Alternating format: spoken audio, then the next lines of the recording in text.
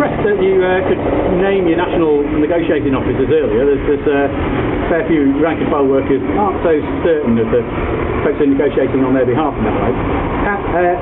Do you think that those guys are doing a good job on your behalf at the moment?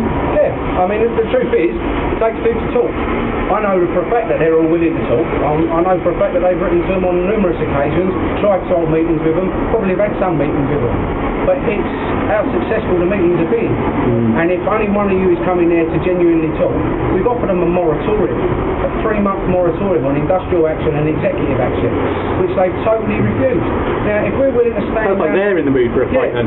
So if we're willing to stand down our picket lines, we're willing to stay at work whilst negotiations, meaningful negotiations are going on, and they're not willing to take our olive branch, well, that says its own story to me. Yeah, there's a parallel here, I think, with what happened on Tuesday night when the RMT negotiators had already sorted out a deal at ACAS with LUL management, and then 35 minutes later they got this LUL management reported to the RMT negotiators. They'd had this mysterious phone call, and the deal they just put in place to get the strike called off was off.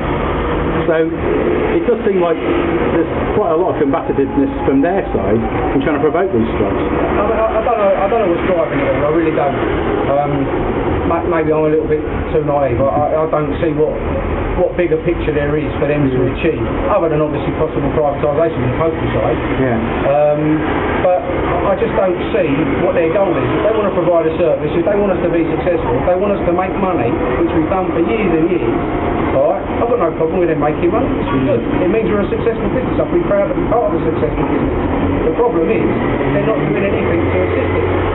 Because every time you push us into a corner like this, and basically putting a gun to us at our heads telling us we've got to give up that many jobs, there's going to be a reaction. Don't need this reaction. It can be sorted out by just sitting down, talking to Dave, Bob, whoever it's necessary. Get them all in a room, sit down and discuss it. It's stupid to go through all of this. No, not discuss, negotiate. Negotiate. They need to negotiate. Yeah. And if they're not going to negotiate, well then you're going to have this continue with them.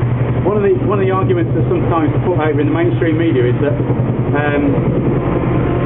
the task of posties is quite dramatically being replaced by the internet, and emails go faster than letters. That's one of the reasons why you can expect less posties in the future. Do you think that carries any weight? No, not really. The only thing that carries any weight is a postman, to be perfectly honest with you. Yeah, the nature of the work has changed. Yeah, we get a lot more magazines now, we get a lot more packets. I won't say that there may well be a decline. I mean, we never see true figures, I don't think. Alright, if they was going to declare proper figures, then, show us them. And, I mean, I do deliveries. I know what I take out. I'm still taking out similar amounts. Alright, I know our revenue has changed because they have downstream access, where someone only pays an element to put it through the final mark, i.e. the delivery part of it. That's why it hasn't changed so much for a delivery post person. The overall revenue may well have changed. So it's a bit of a myth, to be perfectly honest with you. Yes, I have to say, as an online shopper myself, I am supremely grateful that there's such a fantastic post service that gets that stuff I bought online to my front door and knocks on a knocker and has a chat, handing it over. No, I mean that's what we provide. I mean, it isn't just about a service.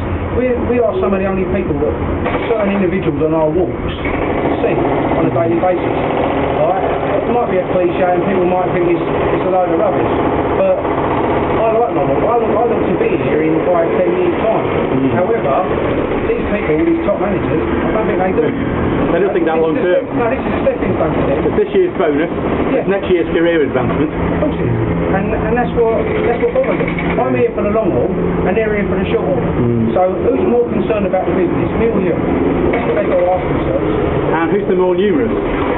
The handful of managers on level 3 of this building here, or the thousands and tens of thousands of posties out there doing the work? Well, I'm quite happy to have a role reversal for the day. I'll take all my staff and sit up in his office. He can take all his staff and go and deliver the work in Fulham. And if he achieves it, fine. But if he doesn't, then he can come back and he can talk to me about how easy it is, how I'm getting paid a good wage, and how I'm not doing as much as I used to do. Yeah.